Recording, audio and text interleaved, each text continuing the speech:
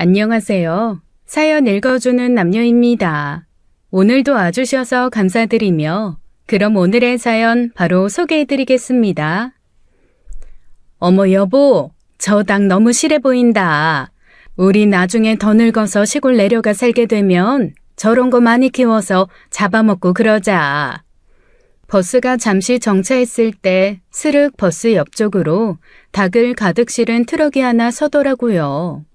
아이고 저 녀석들 죽으러 가는 건지 살러 가는 건지 꽁꽁 갇혀서 힘들겠다라는 생각을 하며 봤죠. 멍하게 보고 있는 제 뒤로 뒷좌석에 앉아있던 여자가 남편에게 속삭이는 소리가 들렸습니다. 그리고 그 말을 듣는 순간부터 가슴이 두방망이질을 쳐서 숨이 쉬어지지 않더라고요. 다른 것도 아닌 잡아먹자라는 말 때문이었습니다. 그때 처음 알았어요. 제가 잡아먹는다는 말에 극도로 예민한 트라우마가 있다는 사실을 말이죠. 솔직히 그전까지는 제가 그 말에 이런 식으로 반응할지는 몰랐어요. 결국 그날 심장을 부여잡고 버스에서 쓰러지고 저를 의도치 않게 놀라게 한 부부가 119를 불러주는 덕에 살았습니다.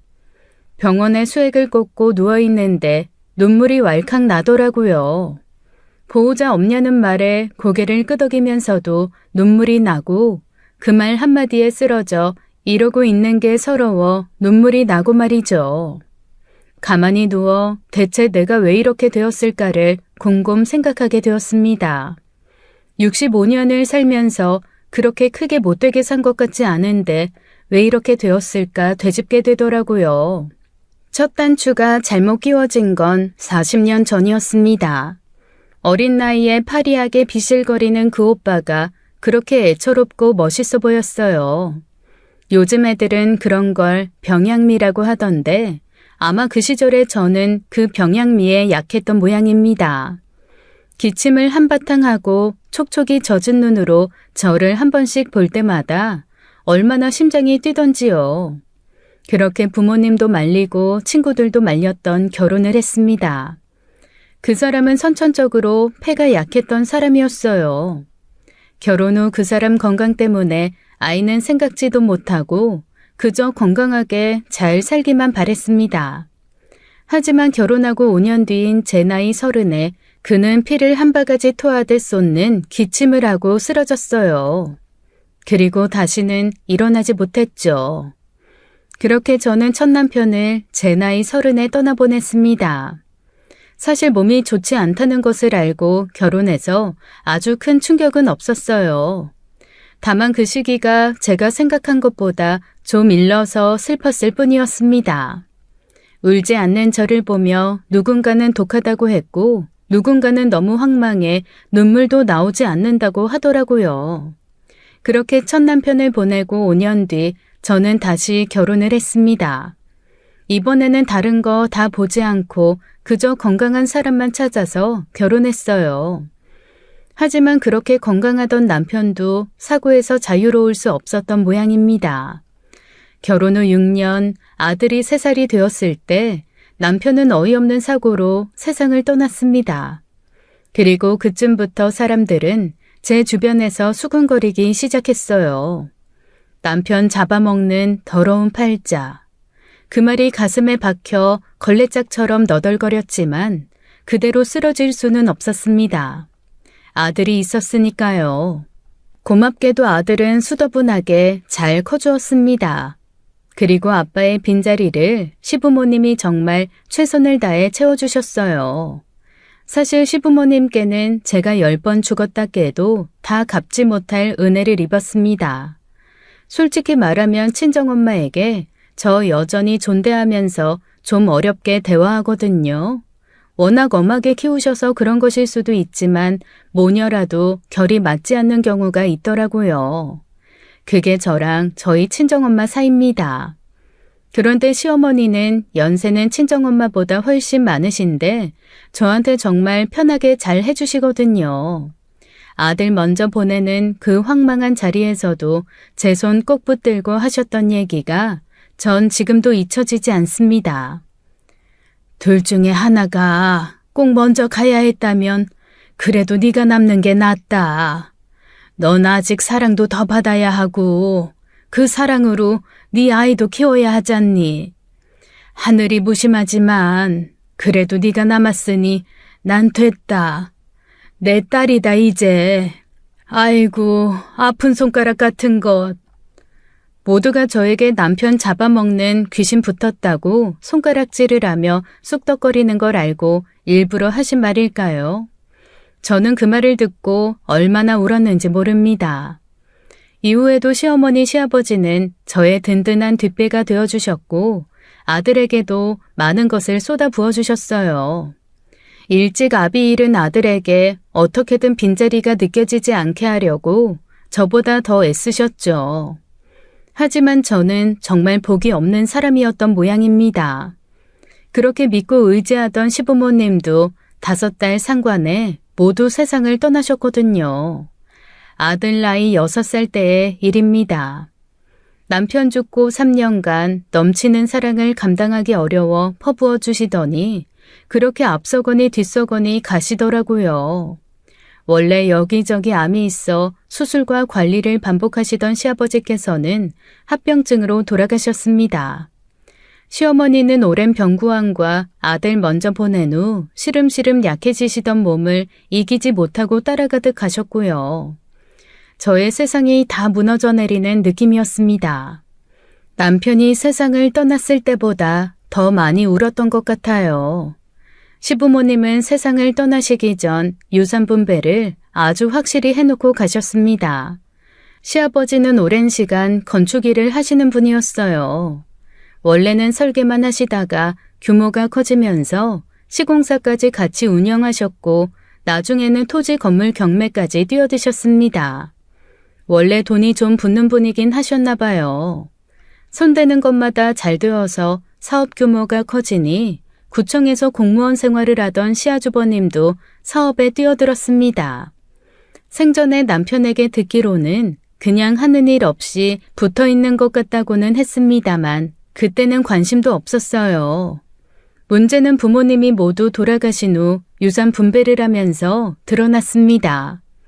남편이 위로는 형, 아래는 여동생이 있었거든요. 정말 정확하게 3분의 1로 나눠서 분배를 하셨더라고요. 딸이라고 적게 주신 것도 아니고 맏아들이라고 많이 준 것도 아니었습니다. 저희 집은 제 아이가 아직 성인이 아니라 저한테 그 몫이 돌아왔고요. 그런데 그걸 가지고 형님이 펄펄 뛰기 시작했습니다. 아니, 이건 경우가 아니지. 회사 일도 마지노릇도 이 사람이 다 했는데 앉아서 탱자탱자 하던 사람이 돈을 홀랑 날로 먹어? 어머, 이건 저도 거절해야 맞지. 사람이 양심이 있어야지 원. 형님, 왜 주시는 분들이 결정한 걸 받는 형님이 펄펄 뛰세요. 제가 언제 부모님께 달라고 졸랐던가요? 어머님, 아버님이 자식 셋을 똑같이 사랑하셔서 나누신 건데 그걸로 왜 흥분하시는데요? 어머, 동서 말하는 거 봐 진짜. 내가 뭐 그 집에 돈 가는 거 아까워서 그래? 지금 아버님 남기신 사업을 이 사람이 잘 운영하려고 애쓰는데 그 마음과 아버님의 정신적 유산을 계승하는 성의로 회사 투자를 좀 해봐라 이런 거지. 뭐 그냥 돈 갖다 쓰겠대? 저 사람이 사업으로 잘 불리고 안정화시키면 나중에 동선해도 좋을 텐데 뭘 그렇게 뾰족하게 굴어? 형님, 제 손안의 10푼이 남한테 맡긴 100푼보다 나은 법이에요. 그리고 아버님 사업체 전문 경영인한테 넘기기로 결정 다 했는데 그러면 어차피 아주버님도 월급쟁이잖아요. 그런데 무슨 돈을 가지고 가서 불리고 안정화를 시키고 아버님 정신유산을 계승해요? 뺏고 싶으시면 탐난다고 차라리 말을 하시지 그래요. 그래, 나 억울해. 지 남편 목숨값 받아서 유유자적 놀아제낄 게 얄미워서 그런다. 자, 솔직하게 말했으니까 이제 동서도 양심 좀 찾아서 다시 재분배해보지 그래? 아니요, 이건 저희 몫이에요. 형님은 형님 몫에 만족하세요. 아니지, 형님 몫도 아니죠. 아주버님 몫이죠. 따지고 보면 형님도 그거 형님 돈 아니잖아요. 부모님이 형님 좋으라고 물려주셨겠어요? 어머, 그러고 보니 형님도 형님 게 아닌데 형님 것인 양 굴고 계시네요. 제가 따박따박 따지고 들자 형님의 얼굴이 울그락푸르락 난리도 아니더라고요. 시아주버님은 뭔가 불만이 가득한 얼굴로 자기 아내 한 번, 저 한 번 보며 한숨을 쉬고 있고요. 그러자 분이 솟은 듯 형님이 버럭 화를 내면서 제게 달려들었습니다. 저 태어나서 처음으로 누군가에게 머리채를 잡혀봤어요. 몹시 당황스럽더라고요. 야, 이게 진짜 봐줬더니 너 남편 죽고 나서 이 집이랑 관련도 없는 게 돈 탐나서 붙어 있었지? 당장 다 내놓고 나가. 내가 조카 불쌍해서 일부는 떼어줄 테니까 당장 다 토해놓고 나가라고. 약간 미친 사람이 아닌가 싶게 으르렁거리는데 너무 어이가 없었습니다. 손을 잡아 힘차게 패대기를 치면서 버럭 소리를 질렀어요. 형님도 이혼하면 남이잖아요. 남들 가능성 충분한데 왜 자기 돈인 양 난리예요? 그러자 그 모든 광경을 보고 있던 시누이가 버럭 소리를 질렀습니다. 언니들, 진짜 그만들 하세요. 정말 돌아가신 엄마 아빠 열받아서 다시 오시겠네. 각자 자기 가정 목 잘 챙기면 될 일을 왜 난리예요? 큰오빠한테 이혼당하면 똑같이 낙동강 오리알인데 지금 상황 파악 안 돼요? 앞으로 다시는 절대 부모님 유산 얘기 꺼내지도 말아요. 아주 다 개박살 낼 거야 내가. 그러자 제 머리채를 잡았던 형님의 손이 스르르 풀리더라고요. 시누이는 사실 이 집안의 숨은 실세거든요. 막내딸로 태어나 오빠 둘이 어화둥둥한 데다가 시부모님 사랑도 듬뿍 받은 실세입니다. 결혼도 하지 않고 자기 사업하면서 씩씩하게 사는 여장부인데 지금도 자기 오빠들을 들었다 놨다 하는 사람이에요. 저도 처음에는 좀 어려워했는데 오히려 뒤끝없고 시원시원해서 저랑은 잘 지냅니다. 하지만 눈엣가시처럼 불편해하는 형님은 시누이가 일갈하자 입 삐죽거리며 분함을 억지로 누르더라고요. 뭐래도 마음대로 해라 라고 방관하는 시아주버님이지만 시누이가 뭐라고 하면 그건 말을 듣고 움직이는 걸 아는 거죠. 그렇게 부모님 유산을 우여곡절 끝에 받은 후 저는 한 가지 결심을 했습니다. 아이 키우는데 드는 돈은 그 유산을 건드리지 않기로 말이에요. 형님이 못되게 쏟아낸 소리 중 딱 하나가 제 마음을 후벼 팠거든요. 남편 주거 받은 돈으로 호의호식한다는 그런 류의 말이었는데 그게 참 아팠습니다. 사실이 아니고 그럴 생각도 없지만 그렇게 보는 사람들이 있을 거라는 생각도 들었어요. 그래서 어린 아들을 들쳐업고 오만 일을 다 하기 시작했습니다. 지금 생각해보면 그게 잘못된 생각이었나 싶기는 해요. 제가 아이를 데리고 다니면서 했던 일이 주로 제 차로 배달하거나 건물 청소, 음식점 설거지 같은 것들이었으니까요. 제가 일하는 동안 아이는 멍하게 차에서 기다리거나 식당 의자에 앉아있곤 했습니다. 청소를 할 때는 밖에서 서서 기다린 적도 많았어요.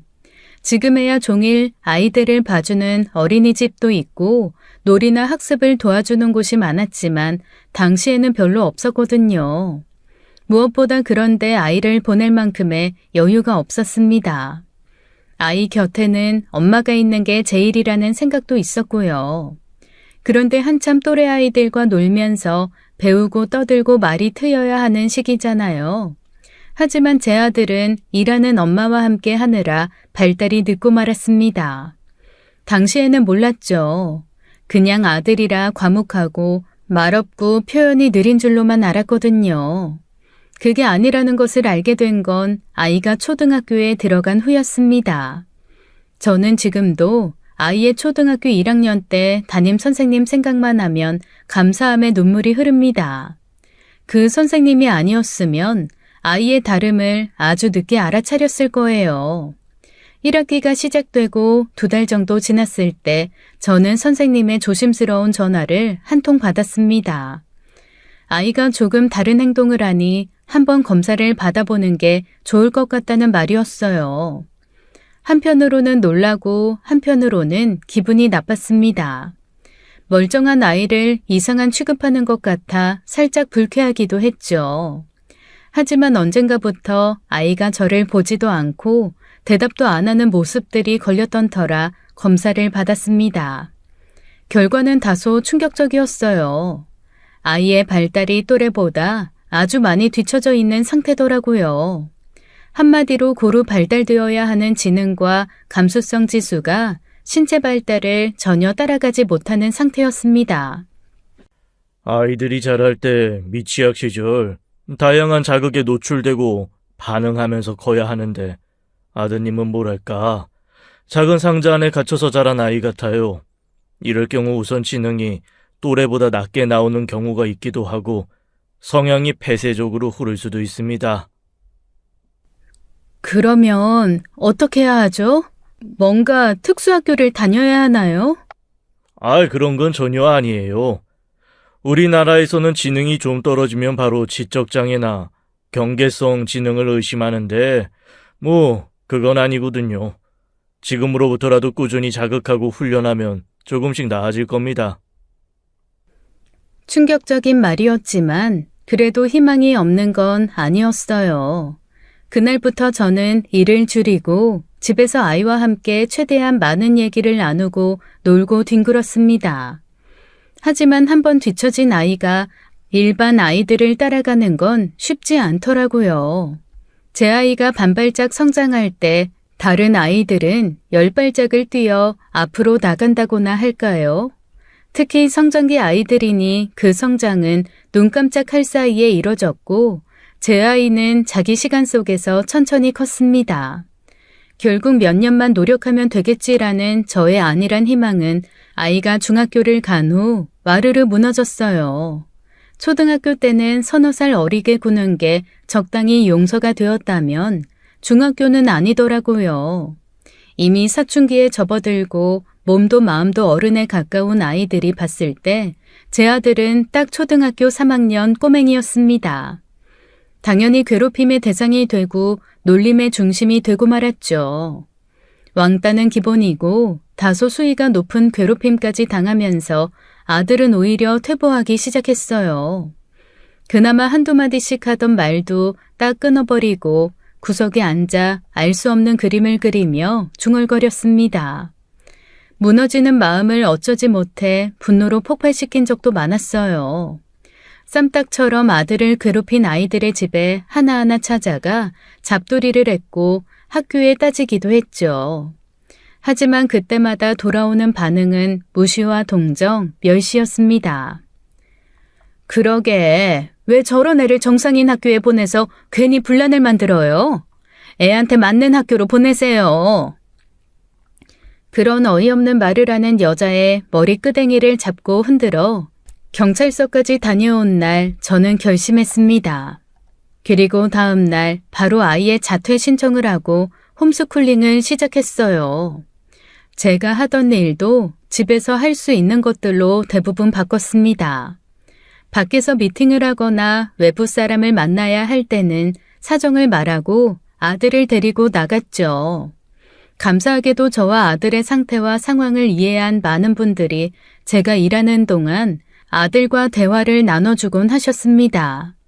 오히려 자기에게 공격적인 또래들에게서 벗어나 호의적인 어른들과 얘기를 나누면서 아들은 조금씩 나아졌어요.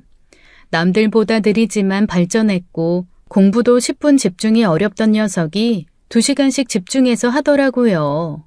그렇게 아들 나이 고등학교 2학년 때 중학교 검정고시 합격을 하고 2년 뒤에는 고등학교 검정고시도 합격했습니다. 1년 뒤 지방에 있는 작은 대학이지만 대학도 합격을 했고요. 그 모든 시간을 지내는 동안 저는 아들 앞으로 마련된 유산은 한 푼도 건드리지 않았습니다. 1000번 만번 조금만 꺼내서 쓰고 싶다는 마음이 밀려올 때도 있었지만 참고 또 참았죠. 남들보다 느린 아들이 제가 없더라도 잘 살려면 돈이라도 있어야 한다는 생각 때문이었습니다. 그렇게 느린 아들은 대학을 무사히 졸업했어요. 어디서 보고 들은 건 있는지 졸업식 날 저한테 학사모를 씌워주며 감사하다고 하는데 어찌나 눈물이 나던지요. 그리고 그때부터 아들과 저의 고민은 시작되었습니다. 사실 대학 다니면서 아들이 아르바이트를 아예 하지 않았던 건 아닙니다. 3번 정도 학교 앞 가게에서 아르바이트를 했는데 그때마다 문제가 좀 생겼어요. 아무래도 아들이 좀 느리고 사람 응대도 자연스럽지 못하니 손님들과 계속 마찰이 생긴 거였습니다. 사장님 입장에서는 자기 업장을 아들의 사회성 재활센터로 쓸 수는 없으니 계속 쫓겨나더라고요. 그럴 때마다 아들은 자책하며 시무룩해지고 우울해했습니다. 한두 번은 제가 사장님들을 찾아가 배려를 요청하고 사과도 하며 수습을 했지만 곧 이런 생각이 들더라고요. 언제까지 이렇게 뒤치다꺼리를 할 수는 없다. 아들이 스스로 조금씩 성장할 수 있는 기반을 마련해야겠다는 생각이었죠.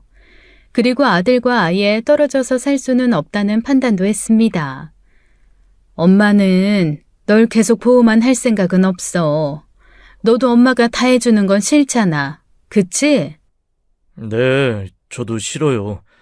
그런데 혼자서 완벽하게 잘하지 못하는 내가 더 싫어요. 아들, 엄마 말 잘 들어. 세상에 완벽한 사람은 없어.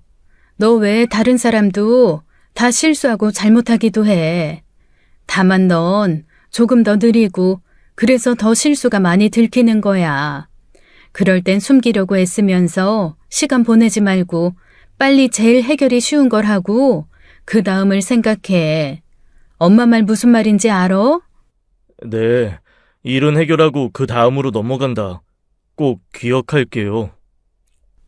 그 말은 아들에게 경정구절이 된 듯 했습니다. 이후에도 뭔가 실수를 하면 예전처럼 당황해서 우뚝 서 있거나 혼잣말을 하며 안절부절하지 않더라고요. 대신 혼자 중얼거리곤 했습니다. 해결하고 넘어간다, 해결하고 넘어간다라고 말이죠. 그래서인지 아들의 실수는 조금씩 줄어들었어요. 오히려 차근차근 실수 없이 일하려고 하는 성실한 사람이라는 평가도 받기 시작했습니다. 장족의 발전이었죠. 그렇게 대학을 졸업하고 3년 정도 지났을 때의 일입니다. 제가 아들과 함께 살고 있는 동네는 작은 금연기업들이 모여있는 곳입니다. 주변에 제조 공장들이 많고 그 공장에 작은 부품들을 납품하는 일종의 제조 클러스터 지역이에요. 저도 꾀꼬리 짬짬 슬렁슬렁 일할 것들이 많을 것 같아서 아들 홈스쿨링을 하면서 이사 왔거든요. 10년 넘게 한 동네에서 살다 보니 서로 사정도 다 알고 덕분에 아들 키우면서 도움도 많이 받았습니다. 유난히 저희 집에 신경을 많이 써주시는 사장님 한 분이 이런 제안을 해주셨어요. 그 애가 좀 느려서 그렇지 못된 건 아니잖아. 우리 회사 들어와서 일하고 싶으면 그리 하라고 그래. 우린 느린 놈은 괜찮은데 뺀질거리고 못된 놈은 영 질색이거든. 어때? 한번 보내볼 테야. 어머, 그래도 괜찮아요? 저야 너무 감사하죠. 감사하게도 사장님이 좋은 제안을 해주셨고 아들은 그 회사에서 일을 하기 시작했습니다. 느린 대신 다른 데 신경 쓰는 걸 모르는 아들은 월급 받으면 꼬박꼬박 저한테 갖다 주며 성실히 살았어요. 물론 저는 그 돈을 그대로 아들 명의의 통장에 넣고 3년 정도 지난 후에는 아들에게 돌려주었습니다. 자기가 버는 돈은 자기가 스스로 관리할 줄 알아야 돼. 그리고 앞으로 살면서 돈 때문에 고민되거나 힘들 때도 있을 거야.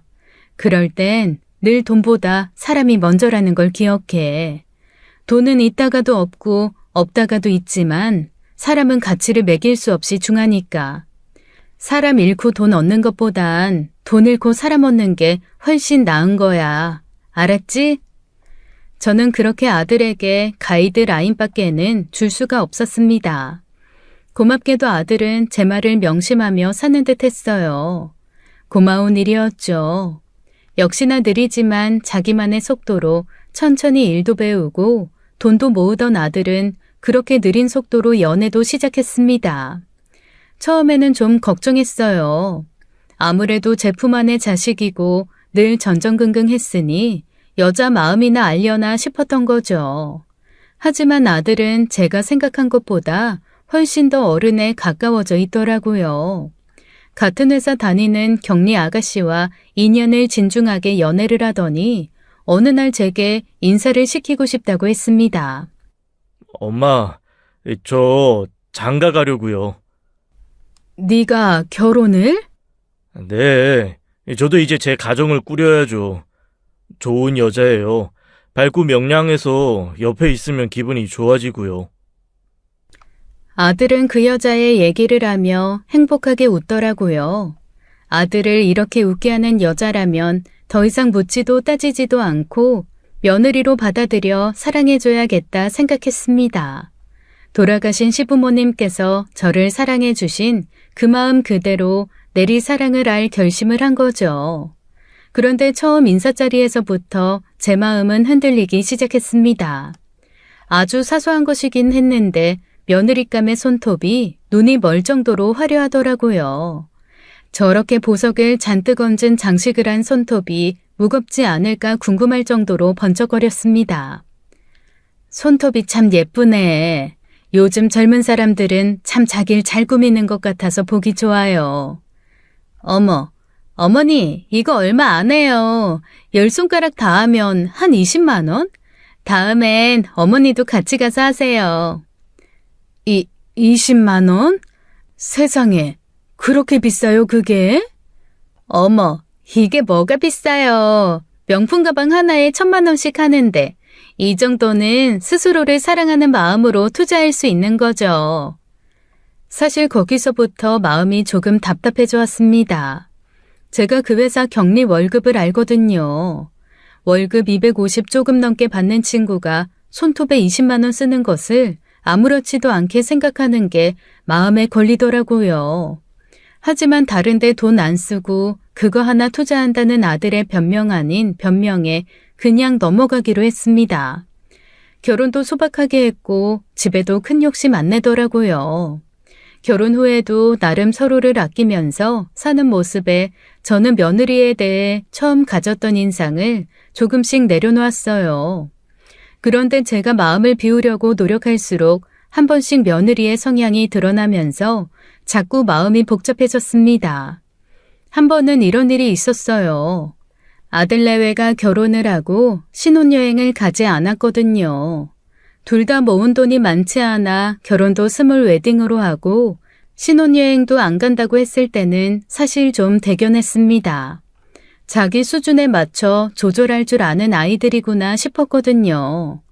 그런데 나중에 알고 보니 사실은 그게 아니었더라고요. 스몰 웨딩을 한 건 그게 트렌드였기에 남들에게 자랑하고 싶은 마음으로 선택한 거였습니다. 신혼여행을 가지 않은 것은 초라하게 갈 바에야 가지 않겠다고 선택한 거고요. 돈을 모았는지 아니면 어디서 빚을 냈는지 결혼 후 반년 정도 지났을 때 글쎄 3박 4일로 유럽을 가겠다는 거 있죠? 아니, 유럽을 3박 4일로 간다고? 비행기 타고 왔다 갔다 하루 반은 날아갈 텐데 그걸 굳이 가야 하겠니? 어머니, 비행기 타는 것도 그 자체가 여행이에요. 그리고 이건 저희 신혼여행인데 왜 어머니가 뭐라고 하세요? 아니, 그게 아니고 3박 4일이면 제주도나 가까운 동남아시아 아니면 일본, 중국 이런 데도 괜찮잖아. 굳이 유럽을 가야겠어? 게다가 너희 비즈니스 탄다며. 좌석값만 1,000만 원 가까이 든다는데 그걸 꼭. 그게 진짜 멋이에요. 어머니는 너무 옛날 사람이세요, 진짜. 저는요, 무슨 일이 있어도 에펠탑 앞에서 신혼여행 인증샷 남겨야 돼요. 영국 빅벤 앞에서도 남길 거고요. 해저 터널로 가는 열차 타면 영국에서 프랑스 몇 시간이면 가요. 하루면 충분하다고요. 얘기를 듣는데 기도 안 막히더라고요. 사실 아들내외가 분수에 맞게 다정하게 사는 듯해서 제가 관리하던 유산을 아들에게 줄 생각이었습니다. 하지만 며느리 하는 행동을 보니 그 마음이 딱 사라지더라고요. 제가 말려봐도 며느리는 말을 듣지 않았습니다. 아들은 일생에 한 번 있는 신혼여행이니 며느리 말을 들어주고 싶다고 하더라고요. 하는 수 없이 허락을 하면서도 아들에게 신신당부를 했습니다. 공항에서 명품 같은 거 사려고 하면 그건 딱 잘라서 맞고 거절을 하라고 말이죠. 하지만 그 말이 화근이 될 줄은 몰랐습니다. 3박 4일의 신혼여행을 다녀온 아들 내외가 정말 냉랭하기 그지없는 모습으로 돌아왔거든요. 이유는 하나였습니다. 며느리가 공항이며 외국에서 명품을 사고 싶어 안달이 날 때마다 아들이 막은 거였죠. 그것도 이 순진한 놈이 엄마가 못 사게 하라고 했다는 말을 고지고대로 한 모양이었습니다. 그것 때문에 자기 남편 카드만 믿고 갔던 며느리는 있는 대로 뿔이 났고 결국 대판 싸웠다고 하더라고요. 그렇게 서운해하면 하나는 사주지 그랬어. 엄마가 돈 잃고 살아먹는 게 낫다고 늘 그랬잖아. 그러자 아들이 그러더라고요. 하나 사줬어요, 안 그래도. 자기를 사랑하네, 안 하네 해서. 그런데 자꾸 사려고 하니까 그랬죠. 아들의 말을 듣고 저는 며느리를 불렀습니다.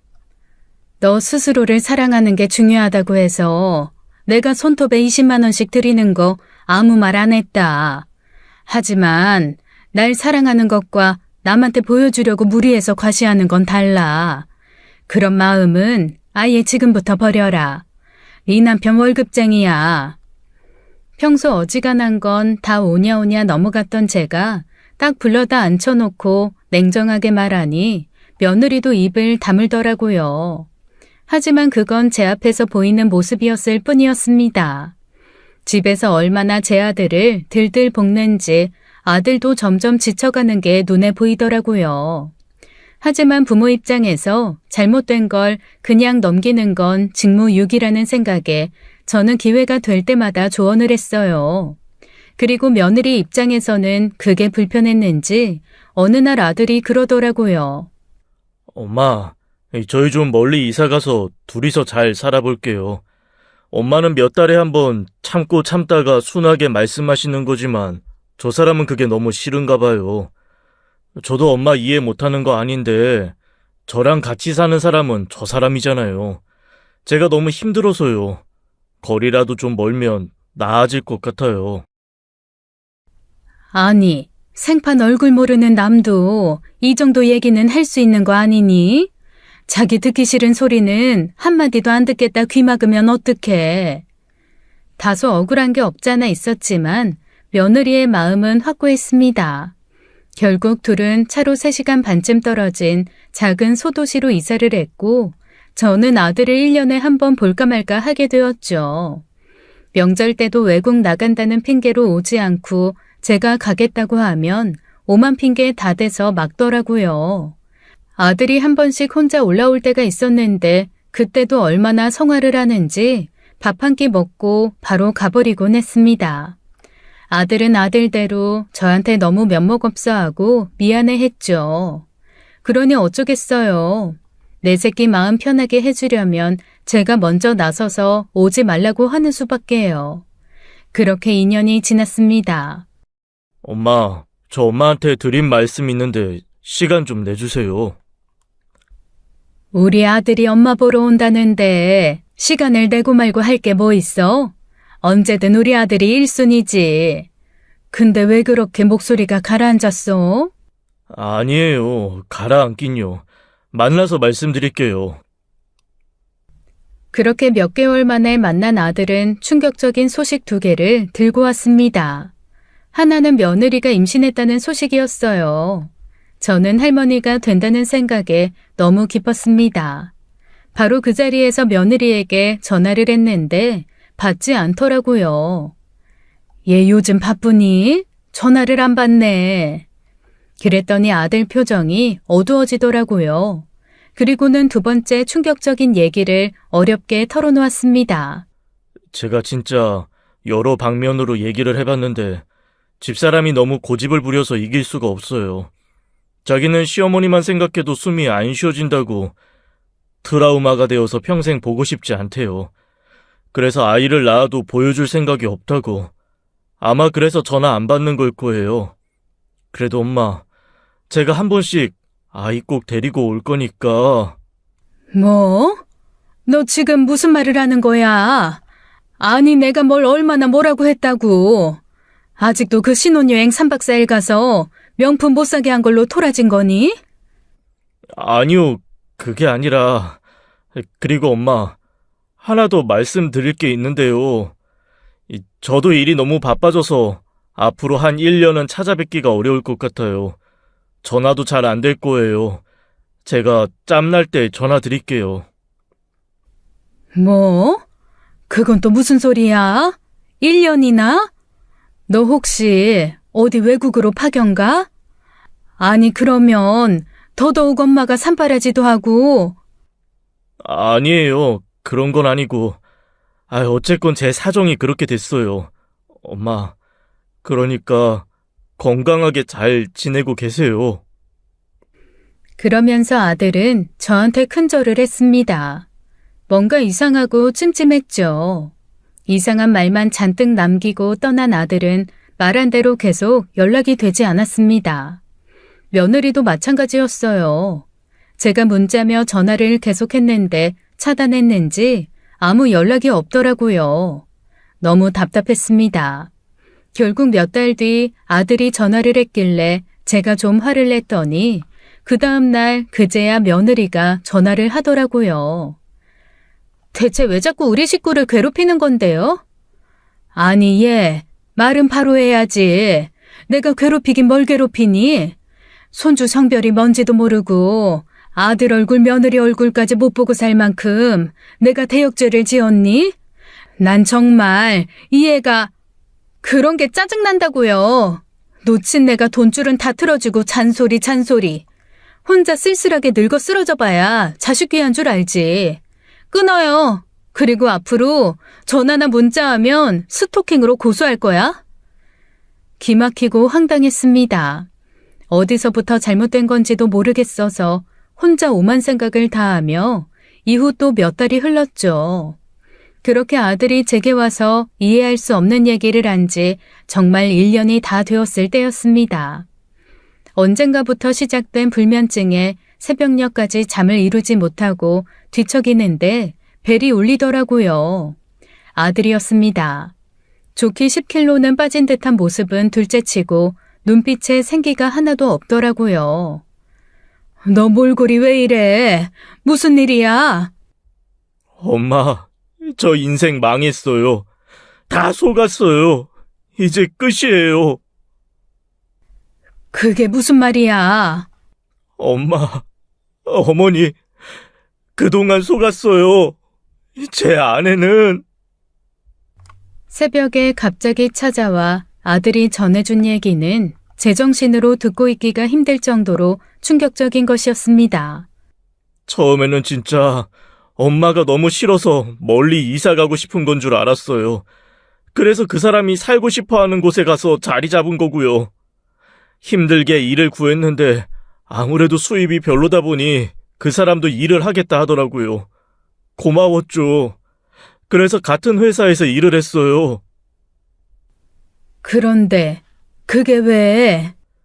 임신했다는 말을 하면서 울더라고요. 자기가 회사 돈을 좀 빼돌려서 썼는데 그걸 걸린 것 같다고. 빼도 박도 못하고 감옥 가게 생겼는데 자기가 감옥 가면 거기서 애 낳아야 한다고 하더라고요. 그러면서 아들은 울먹이기 시작했습니다. 그래서 제가 그랬다고 했어요. 엄마가 돈 잃고 사람 얻는 게 낫다고 했잖아요.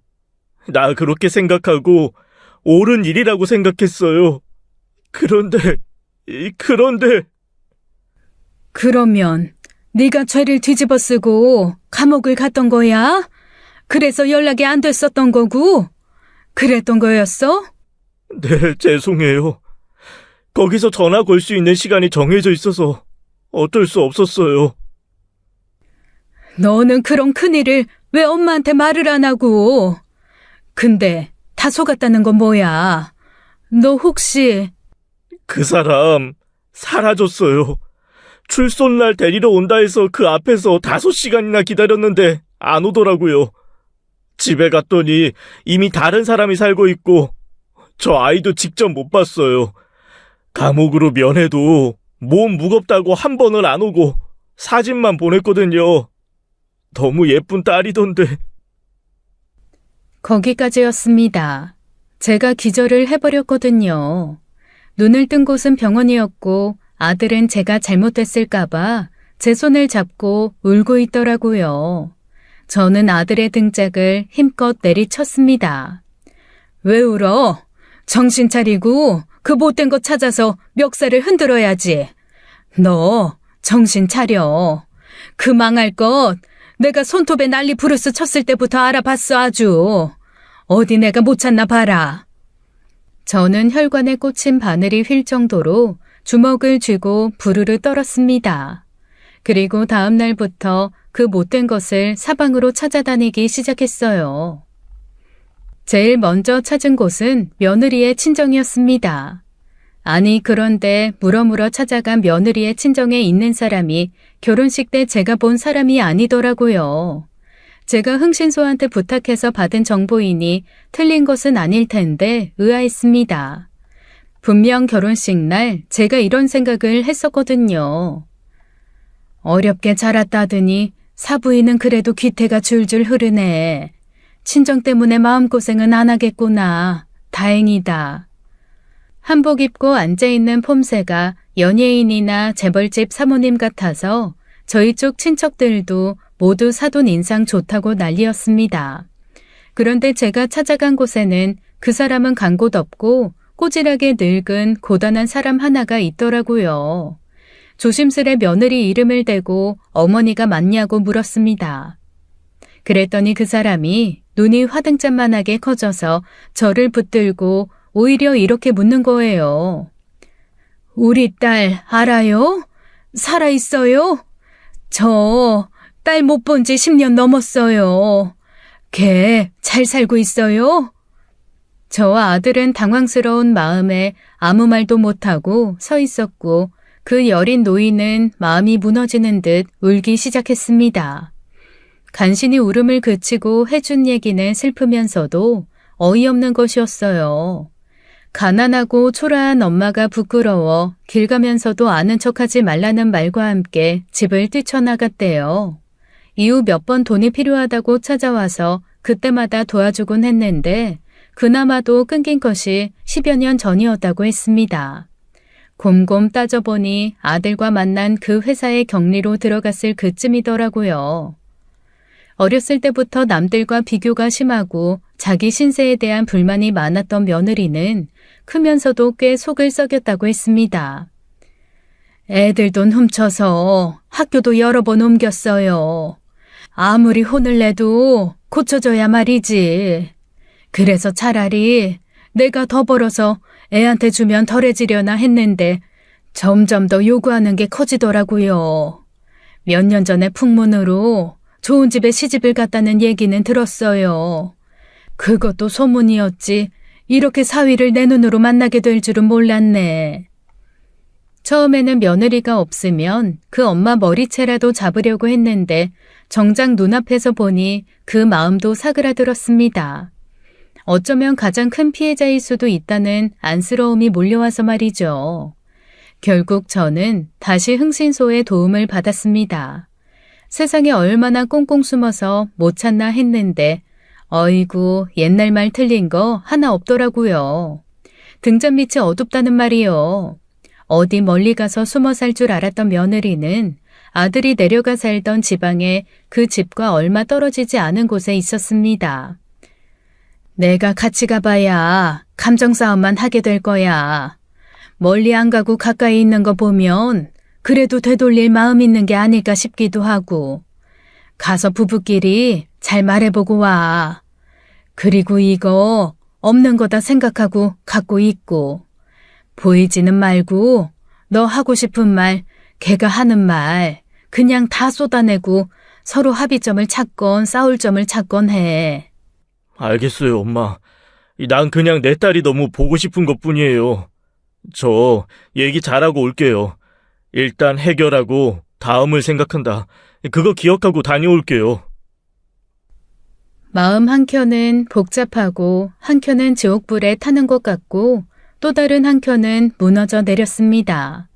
그래도 일단 아들을 믿고 혼자 보냈죠. 그렇게 며느리를 만나러 간 아들은 3시간 뒤 거의 혼절할 것 같은 모습으로 돌아왔습니다.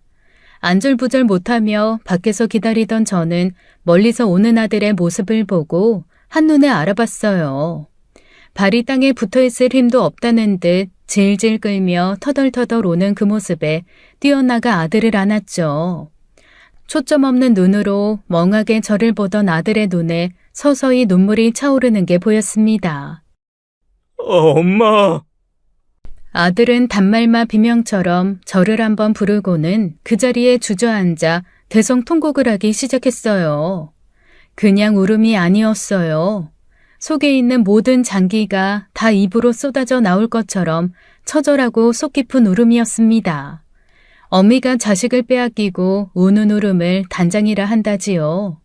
장이 끊어질 것처럼 애가 끓고 타서 우는 울음이라 그렇게 부른다는데 아들의 울음이 꼭 그랬습니다.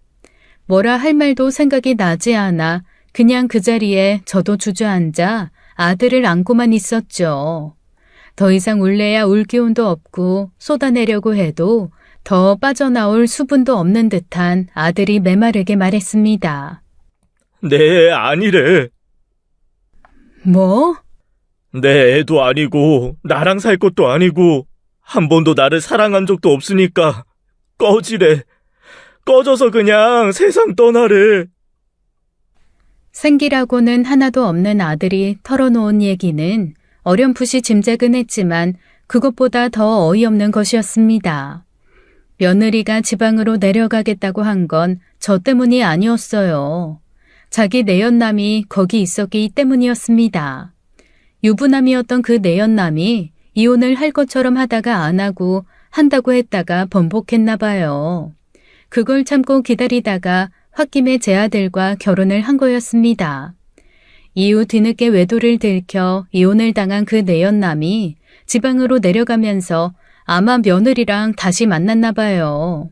원래부터 서로 좋아 죽었는데 제 아들은 멍하게 순진하니 신경도 안 썼겠죠. 남자 쪽이야 이제 자유로운 상황이니 마음껏 놀아 제낀 거고요. 불타오른 두 사람에게 어디 일주일에 한번 짧게 만나 헤어지는 게 성에 찼겠어요. 방법을 찾다가 제 핑계를 대고 아예 그 남자가 있는 지방으로 내려간 겁니다. 그리고 제 아들과 며느리 둘 다 그 남자가 일하는 회사에 취직을 한 거고요. 워낙 인력난이 심하니 일하겠다는 사람 막지는 않았나 보더라고요. 안 그래도 자석처럼 들러붙으려 애썼던 두 사람을 막을 수 있는 건 없었나 봅니다. 불장난도 하고 돈장난도 한 거죠. 그러다 불장난에도 걸림돌이 생기고 돈장난에도 걸림돌이 생긴 겁니다. 임신과 횡령, 들통이 한 번에 온 거였어요. 고민하던 그 둘은 제 아들에게 온팡 다 뒤집어 씌우고 둘이 달아날 계획을 세웠던 겁니다. 철저하게 자기 아이라고 믿고 아이를 감옥에서 태어나게 할 수는 없다는 그 진심 어린 마음을 희롱한 거였어요. 며느리가 이러더래요. 너 같은 게 어떻게 감히 날 데리고 살아? 남자로도 모자라고 남편으로도 모자라고 배경도 모자라고 인간 자체가 모질인데. 야, 주제 파악하고 살아. 꺼지고 다시는 나타나지 마. 역겹고 짜증나. 그 말을 들으며 아들은 주변이 하얘지면서 아득해졌다고 했습니다. 그리고 저는 아들이 전해준 그 말을 들으며 제 심장 소리가 귀 옆에서 치는 꽹과리 소리처럼 크게 들렸어요. 피가 끓어오른다는 말이 무슨 말인지 알겠더라고요. 진짜 핏줄에서 뭔가 부글부글 하더라니까요. 그대로 아들을 두고 며느리한테 달려갔습니다.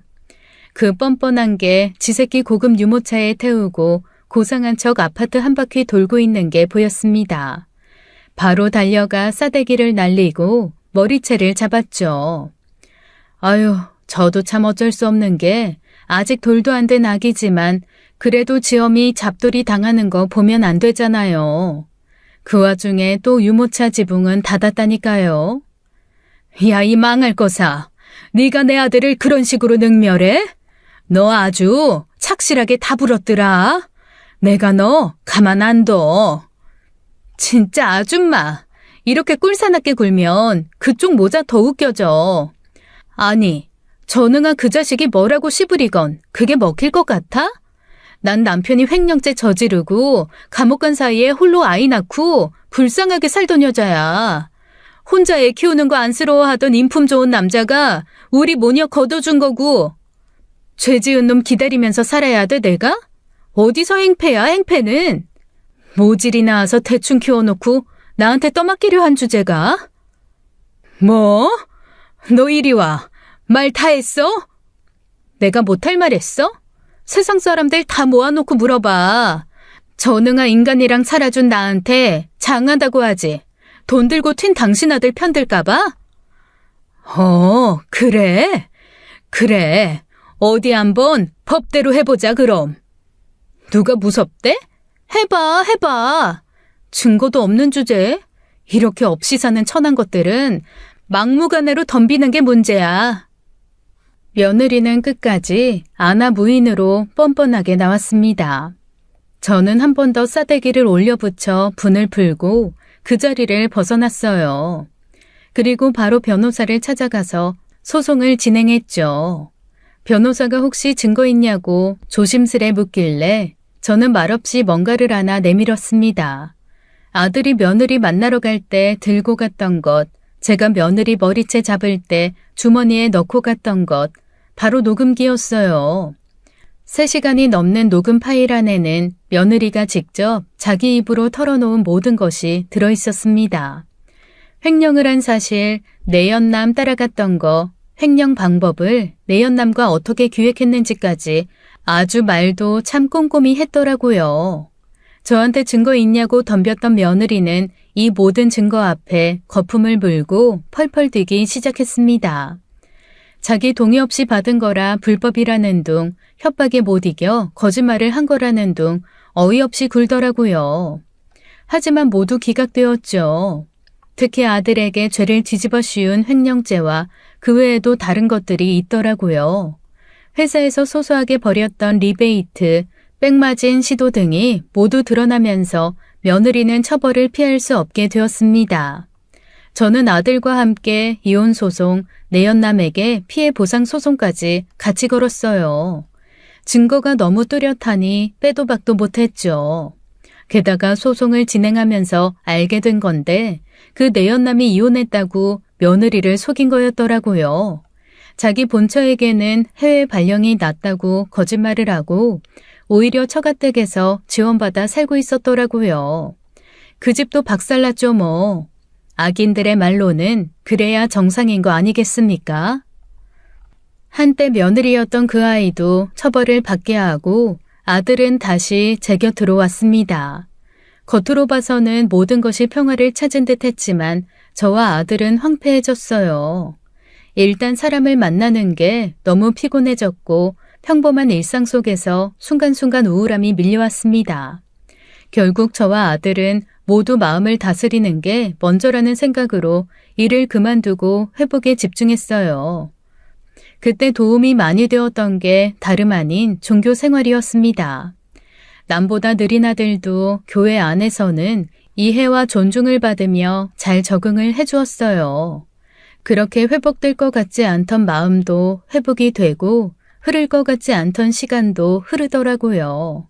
4년쯤 지났을까 어느 날부터 아들이 콧노래를 부르기 시작했습니다.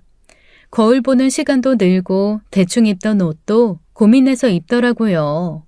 자라보고 놀란 가슴, 소뚜껑 보고 놀란다고 제가 또 이상한 여자한테 빠진 게 아닌가 싶어 물어봤습니다. 그런데 이게 웬일이래요. 제가 마음속으로 한 2년 전부터 꼭 점 찍어두고 저런 며느리 얻고 싶다고 생각했던 그 아이인 거 있죠. 교회 다니면서 이런저런 활동을 같이 하게 되면 그 사람 됨됨이를 알게 되잖아요. 진짜 사람이 너무 진국이어서 탐나더라고요. 키도 작고 예쁜 외모는 아니지만 내면에서 얼마나 빛이 나는지 한번 알게 되면 연예인보다 예뻐 보이는 사람입니다. 세상에, 그런데 그 아이랑 아들이 연애를 한다네요. 저는 쌍수 들고 반겼어요. 일찍 부모 잃고 혼자 고군분투 살아온 아이라 제가 손 덥석 잡고 말했습니다. 나 오늘부터 네 엄마 할란다. 쟤는 내 사위님으로 오늘부로 강등이야. 앞으로 난 네 엄마로 살 거다. 그래도 되지? 제 말에 며느리는 눈물을 흘리며 저를 안아주었습니다. 아유, 진짜 집에 사람이 잘 들어와야 한다는 말은 진리예요. 아니, 며느리 하나 들어왔을 뿐인데 집에서 웃음이 끊이지를 않더라고요. 김치 한 쪽을 갈라 먹으면서도 그게 뭐가 그렇게 웃긴지 서로 배를 잡고 웃다 눈물 흘리는 나날이 이어졌죠. 그렇게 1년 반이 흐른 어느 날 저는 아들 내외를 불러서 앉혔습니다. 할 말이 있다고 했더니 두 녀석이 근심 가득한 얼굴로 저를 보더라고요. 엄마, 혹시 편찮으신 거 아니에요?